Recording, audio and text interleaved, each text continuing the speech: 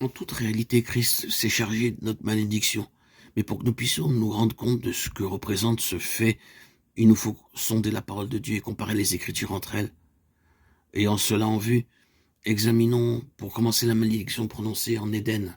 Genèse 3,14 nous dit l'Éternel Dieu dit au serpent, « Puisque tu as fait cela, tu es maudit entre tous les animaux des champs. » L'ordre selon lequel Dieu intervint vis-à-vis d'Adam, d'Ève et du serpent est digne d'attirer notre attention. En premier lieu, il s'adressa à Adam. L'Éternel Dieu appela l'homme et lui dit, « Où es-tu » Deuxièmement, il parla à la femme. L'Éternel Dieu dit à la femme, « Pourquoi as-tu fait cela » Enfin, il se tourna vers le serpent.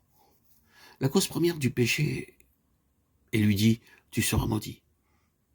Cet ordre fut interverti lorsque Dieu énonça les sentences de jugement à leur égard.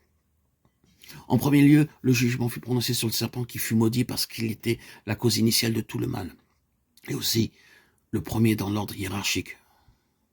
Puis Dieu s'adressa à la femme et lui dit que bien qu'elle eût été séduite et trompée, elle ne pourrait pas échapper à la souffrance qui allait résulter de son acte. Et pour finir, l'homme ayant transgressé volontairement l'ordre de Dieu reçoit sa sentence. C'est à la sueur de ton front que tu mangeras du pain. Il est frappant de constater que c'est la femme qui, ayant été séduite, fut cependant choisie pour devenir l'instrument de la défaite de Satan par le moyen de la postérité à laquelle elle devait donner naissance. Genèse 3,15. C'est une grande leçon que Dieu nous enseigne par là.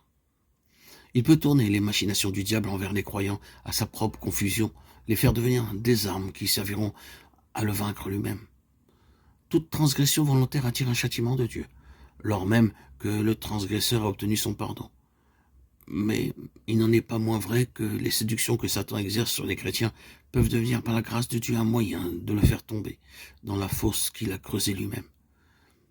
Que les enfants de Dieu qui ont été induits en erreur par l'ange de lumière, séduits par des manifestations surnaturelles et qui sont tombés dans le désespoir et l'obscurité spirituelle lorsqu'ils se sont aperçus qu'ils avaient fait fausse route, puissent recevoir consolation et encouragement par le moyen de ce récit de la chute en Éden. Ève a été séduite par le serpent, mais dans sa miséricorde, Dieu fit aussitôt la promesse que d'elle précisément viendrait la défaite de son séducteur. Peut-être, dans votre vie passée, vous êtes-vous un jour engagé sur un chemin qui n'était pas celui de Dieu. Vous étiez sûr d'accomplir sa volonté, mais dans la suite, vous avez compris que vous aviez été fourvoyé par l'ennemi. Ne vous découragez pas, Dieu a la puissance de vous ramener sur la voie droite où vous serez en sécurité. Et il pourra se servir de cette expérience même pour vous donner un plus grand discernement de ses pensées et un service plus effectif pour les autres.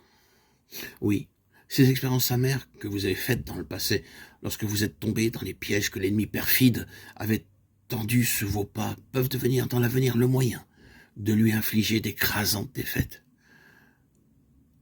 Luc 22, 31, 32.